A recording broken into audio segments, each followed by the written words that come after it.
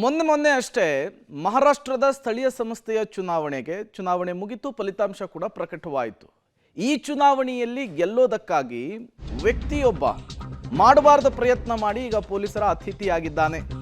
ಪ್ರತಿಸ್ಪರ್ಧಿ ವಿರುದ್ಧ ಗೆಲ್ಲೋದಕ್ಕೆ ಹೋಗಿ ಜೈಲು ಪಾಲು, ಮಹಾರಾಷ್ಟ್ರದಲ್ಲಿ ಕುತಂತ್ರ ಮಾಡಲು ಹೋಗಿ ಲಾಕು. ಪಂಢರಪುರ ಜಿಲ್ಲಾ ಪಂಚಾಯತ್ನ ಚುನಾವಣೆಯ ಕಣದಲ್ಲಿ ವಿಚಿತ್ರ ಘಟನೆ ನಡೆದಿದೆ. ಪ್ರತಿಸ್ಪರ್ಧಿಯ ವಿರುದ್ಧ ಗೆಲ್ಲೋದಕ್ಕಾಗಿ ರಾಜೇಶ್ ಬಿಮ್ಗೆ ಕುತಂತ್ರವನ್ನ ಮಾಡಲಾಗಿದೆ. ಉದ್ಧವ್ ಠಾಕ್ರೆ ಬಣದ ಶಿವಸೇನೆಯ ಅಭ್ಯರ್ಥಿ ಈತ ರಾಜೇಶ್ ಈಗ ಪೊಲೀಸರ ಅತಿಥಿಯಾಗಿರುವಂಥದ್ದು. ಈತ ಚುನಾವಣೆಯಲ್ಲಿ ಸ್ಪರ್ಧೆ ಮಾಡಿರ್ತಾನೆ, ಜಿಲ್ಲಾ ಪಂಚಾಯತ್ ಚುನಾವಣೆಯ ಕಣದಲ್ಲಿರ್ತಾನೆ. ಉದ್ಧವ್ ಠಾಕ್ರೆ ಬಣದ ಶಿವಸೇನೆಯಿಂದ ಈತ ಸ್ಪರ್ಧೆಯನ್ನು ಮಾಡಿರುವಂಥದ್ದು. ಪ್ರತಿಸ್ಪರ್ಧಿಯ ವಿರುದ್ಧ ಗೆಲ್ಲೋದಕ್ಕೆ ಏನು ಮಾಡಬೇಕಿತ್ತು? ಓಟ್ ಕೇಳಬೇಕಿತ್ತು. ನನ್ನನ್ನು ಗೆಲ್ಲಿಸಿದ್ರೆ ಏನಾಗುತ್ತೆ ಅನ್ನೋದನ್ನು ಜನರಿಗೆ ಹೇಳಬೇಕಿತ್ತು. ಅದನ್ನು ಬಿಟ್ಟು ಈತ ಅಡ್ಡದಾರಿ ಹಿಡಿದಿದ್ದ. ಬೇರೆ ರೀತಿಯಲ್ಲಿ ಚುನಾವಣೆಯಲ್ಲಿ ಗೆಲ್ಲೋದಕ್ಕೆ ಪ್ಲಾನ್ ಮಾಡಿಕೊಂಡಿದ್ದ. ಈಗ ಆ ವಿಚಾರ ಗೊತ್ತಾಗಿ ಪೊಲೀಸರ ಅತಿಥಿಯಾಗಿದ್ದಾನೆ ಈತ ಅನ್ನೋದು ಗೊತ್ತಾಗ್ತಾ ಇದೆ. ಹಾಗಾದರೂ ಅಷ್ಟಕ್ಕೂ ಆ ವ್ಯಕ್ತಿ ಮಾಡಿದಂತಹ ಕೆಲಸ ಏನು? ಪೊಲೀಸರು ಇದನ್ನು ಟ್ರೇಸ್ ಮಾಡಿದ್ದು ಹೇಗೆ? ನೋಡ್ತಾ ಹೋಗೋಣ. ಸಹಚರರ ಕೈಗೆ 2 ಪಿಸ್ತೂಲ್ ಕೊಟ್ಟಿರ್ತಾನೆ, 4 ಜೀವಂತ ಗುಂಡನ್ನು ಕೊಟ್ಟಿರ್ತಾನೆ. ರಾಜೇಶ್ ಸ್ನೇಹಿತರ ಕಾರ್ನಲ್ಲಿ ಇಬ್ಬರನ್ನೂ ಕೂಡ ಬೆಳಗಾವಿಗೆ ಕಳುಹಿಸಿರ್ತಾನೆ ಈತ. ಅನುಮಾನಾಸ್ಪದವಾಗಿ KLE ಆಸ್ಪತ್ರೆಯ ಬಳಿ ಇಬ್ಬರು ಕೂಡ ನಿಂತಹ ಸಂದರ್ಭದಲ್ಲಿ ಲಾಕ್ ಆಗಿಬಿಡ್ತಾರೆ. ರವೀಂದ್ರ ನಾಯಕ, ಶಾಹಿದ್ ಪಟೇಲ್ನನ್ನು ವಶಕ್ಕೆ ಪಡೆದುಕೊಳ್ತಾರೆ ಪೊಲೀಸರು. ಸಾಂಗ್ಲಿ ಜಿಲ್ಲೆಯ ಮೀರಜ್ನ ಲಿಂಗನೂರು ಗ್ರಾಮದಲ್ಲಿ ಇಬ್ಬರನ್ನು ಕೂಡ ಪೊಲೀಸರು ವಶಕ್ಕೆ ಪಡೆದುಕೊಳ್ತಾರೆ.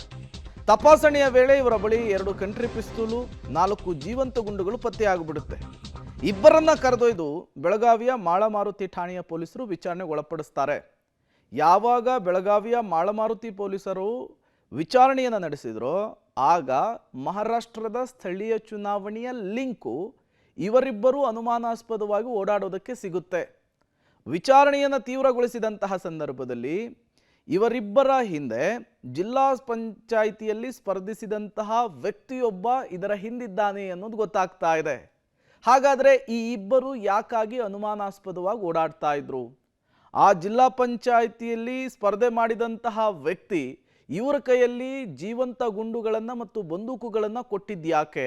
ಈ ಆ್ಯಂಗಲ್ನಲ್ಲಿ ಪೊಲೀಸರು ಇನ್ವೆಸ್ಟಿಗೇಷನ್ ಅನ್ನು ಯಾವಾಗ ಚುರುಕುಗೊಳಿಸಿದ್ರೋ ಆಗ ಅಸಲಿ ವಿಚಾರ ಹೊರಬರುತ್ತೆ.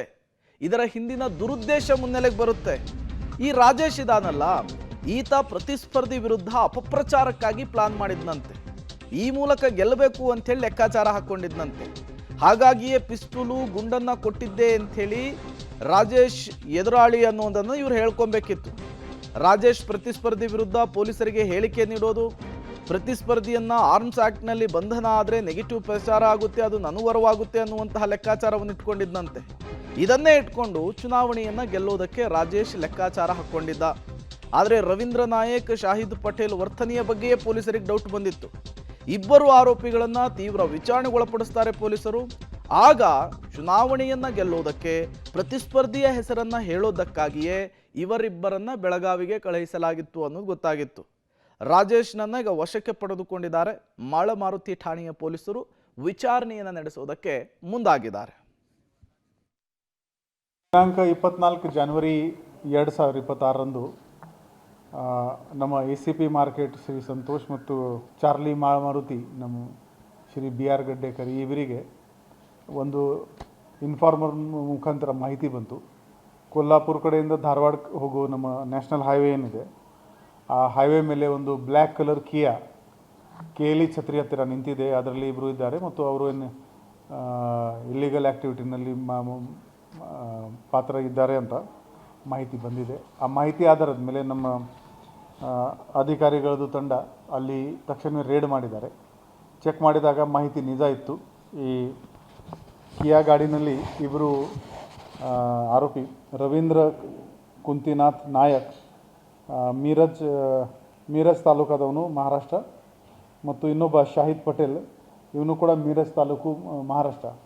ಈ ಇಬ್ಬರು ವ್ಯಕ್ತಿ ಹತ್ತಿರ ನಮಗೆ 2 ಅನ್ಲೈಸೆನ್ಸ್ ಕಂಟ್ರಿ ಮೇಡ್ ಪಿಸ್ತೂಲ್ ಮತ್ತು 4 ಲೈವ್ ಗುಂಡು ನಮಗೆ ಸಿಕ್ಕಿದೆ. ಅದರ ಜೊತೆಗೆ ಅವ್ರದ್ದು ಮೊಬೈಲ್ ಇದೆಲ್ಲ ಐಟಮ್ಗಳು. ಈ ವೆಪನ್ ಕಂಟ್ರಿ ಮೇಡ್ ಇರೋದ್ರಿಂದ ಇದಕ್ಕೇನು ಲೈಸೆನ್ಸ್ ಇಲ್ಲ. ಸೊ ಇದು ಆರ್ಮ್ಸ್ ಆ್ಯಕ್ಟ್ನಲ್ಲಿ ಒಂದು ಆಫೆನ್ಸ್ ಆಗುತ್ತೆ. ಈ ಎಲ್ಲ ಸಾಮಾನು ಜಪ್ತುಪಡಿಸಲಾಗಿದೆ. ಈ ಇಬ್ಬರ ಮೇಲೆ ಆರ್ಮ್ಸ್ ಆ್ಯಕ್ಟ್ ಪ್ರಕಾರ